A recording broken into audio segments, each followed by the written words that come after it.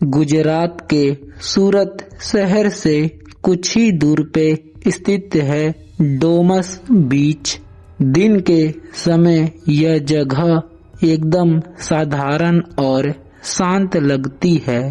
लोग यहाँ आते हैं, समंदर की लहरों का आनंद लेते हैं, चाय पीते हैं और हंसी मजाक करते हैं। लेकिन जैसे ही सूरज डूबता है, यह जगह जिंदा इंसानों की दुनिया नहीं बल्कि किसी और ही अनजानी खौफनाक दुनिया में बदल जाती है। आइए आज मैं आप लोगों को एक ऐसी सच्ची घटना के गहराई में लेके चलता हूँ जिसकी रोंगटे खड़े कर देने वाली यादें आज भी लोगों के दिलों में दहशत पैदा कर देती है। ये कहानी है अभिषेक और उसके 3 दोस्तों राहुल, अंकित और समीर की। चारों कॉलेज के अंतिम वर्ष में थे और उन्होंने अपनी छुट्टियों में एक रोड ट्रिप का प्लान बनाया। गुजरात के अलग अलग शहरों में घूमते हुए वे रात के करीब 9 बजे डोमस बीच पहुँचे।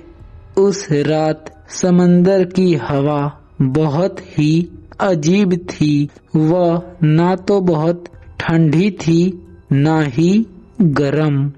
हवा में एक अजीब सा भारीपन था जिसे महसूस करते ही ऐसा लगा कि कोई अनदेखी शक्ति उसे बहुत देर से घूर रही हो।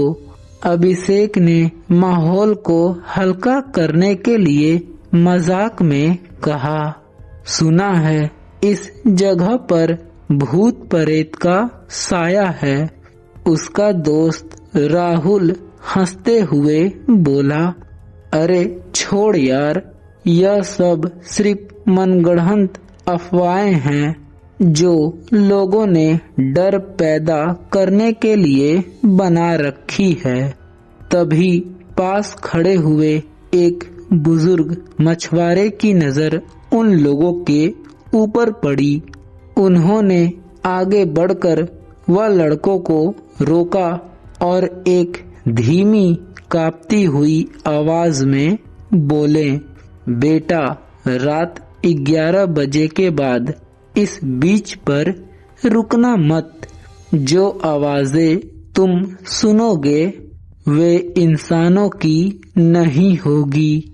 उनकी आंखों में गहरा डर साफ झलक रहा था, पर लड़कों ने उनकी चेतावनी को नजरअंदाज कर दिया और आगे बढ़ गए।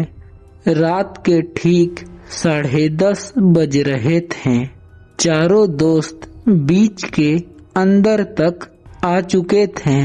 चारों तरफ घना अंधेरा और केवल समुंदर के लहरों की आवाज गूंज रही थी।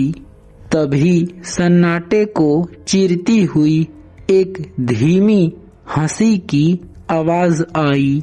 समीर घबराकर बोला, मुझे लगता है कि आसपास कोई और ग्रुप भी है। लेकिन जब उन्होंने टॉर्च की रोशनी में चारों ओर देखा तो दूर दूर तक कोई इंसान नहीं था। वे अकेले थे। अगले ही पल बिल्कुल उनके कानों के पास एक धीमी फुसफुसाहट सुनाई दी, आ जाओ। ये आवाज इतनी साफ थी कि अभिषेक का दिल जोर जोर से धड़कने लगा, मानो कोई उनके बिल्कुल कंधे पर खड़ा होकर बात कर रहा हो। फिर अचानक अंकित की नजर नीचे पड़ी और वह जोर से चिल्लाया, भाई यह देखो, रेत पर अजीबोगरीब निशान बन रहे थे। ऐसा लग रहा था कि जैसे कोई अनदेखा भारी शरीर वाला व्यक्ति उनकी ओर बढ़ रहा हो। हर एक कदम के साथ रेत के अंदर गहरे पैरों के निशान बनते जा रहे थे जो सीधे उनकी दिशा में आ रहे थे। इससे पहले कि वे कुछ समझ पाते तभी राहुल चीख पड़ा, मेरे पीछे कौन है? सबने देखा कि राहुल के दाहिने कंधे पर किसी ने अपना हाथ रखा हुआ है। वह हाथ हड्डियों का ढांचा जैसा लग रहा था, लेकिन उस अंधेरे में वहां पे कोई दिखाई नहीं दे रहा था। अगले ही पल राहुल का चेहरा सफेद पड़ गया और वह बेहोश होके नीचे गिर गया। उसकी कान के पास हल्की खून की धारा बह रही थी। वह बेहोशी की हालत में बड़बड़ा रहा था, वह मुझे बुला रही है। अब चारों दोस्त बुरी तरह घबरा चुके थे। उन्होंने तुरंत वापस जाने का फैसला किया, लेकिन वे जिस रास्ते से आए थे वह रास्ता गायब हो चुका था। चारों तरफ सिर्फ काली रेत और वही अंतहीन अंधेरा था। हर दिशा से एक साथ आवाजें आने लगी, मत जाओ, यहीं रहो हमारे साथ। ये आवाजें किसी एक की नहीं थी। इनमें औरतों के रोने, बच्चों की किलकारी और बुजुर्गों के रोने की आवाज शामिल थी।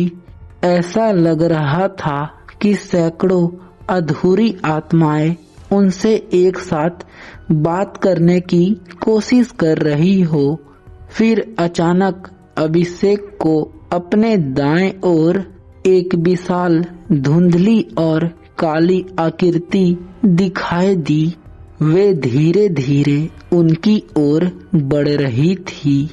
उस आकृति का कोई चेहरा नहीं था, केवल घना अंधेरा था।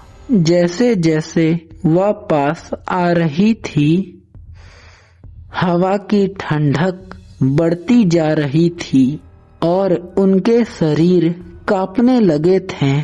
अंकित ने अपनी पूरी ताकत लगा के चिल्लाया, भागो! चारों दोस्त अपनी जान बचा के भागने लगे, लेकिन वह जिस दिशा में जाते और वह काली आकृति उन्हें हर जगह घेरती हुई नजर आती। अभिषेक के कान में वही कांपती हुई आवाज फिर से गूंजी, तुम भी यहीं रहोगे। तभी अभिषेक को महसूस हुआ कि उसके दोनों पैर किसी ने बहुत मजबूती से पकड़ लिए हैं।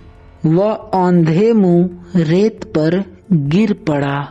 उसने पीछे मुड़कर देखा तो काले धुएं जैसे हाथ रेत से निकलकर उसे नीचे खींच रहे थे। बाकी दोस्तों ने हिम्मत नहीं हारी। उन्होंने अभिषेक को कस के पकड़ा और पूरी ताकत से खींच लिया। भागते भागते दूर उन्हें एक छोटा सा प्राचीन मंदिर दिखाई दिया।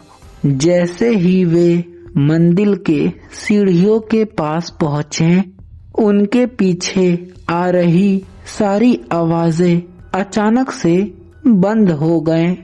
ठंडी हवा शांत हो गई। उन्होंने पीछे मुड़कर देखा तो पूरा डुम्सविच वीरान और खाली था। सच्चाई जो कभी नहीं बदलती। सुबह होने पर जब उन्हें होश आया तो उन्होंने पास के गांव के एक पुजारी को पूरी घटना बताई। पुजारी ने गंभीर होकर कहा, ये जगह पहले शमशान घाट हुआ करती थी। यहाँ कई ऐसी आत्माएं हैं जिनकी अंतिम क्रिया अधूरी रह गई थी। जो लोग यहाँ रात के समय रुकते हैं वे सब हमेशा के लिए बदल जाते हैं। उस रात के बाद से अभिषेक और अभिषेक के दोस्त लोग सामान्य नहीं हो पाए हैं। लेकिन सबसे डरावनी बात तो यह है, आज भी राहुल अचानक रात के वक्त में उठ के कहने लगता है, वे मुझे फिर बुला रही है। तो दोस्तों, मैं आप लोगों को एक सलाह देना चाहता हूँ। अगर आप कभी गुजरात के डोमस बीच जाएं तो याद रखें, सूरज ढलने से पहले वहां से लौट आएं, क्योंकि रात के सन्नाटे में सिर्फ वहां समुंदर की लहरें नहीं, कुछ और भी जागता है।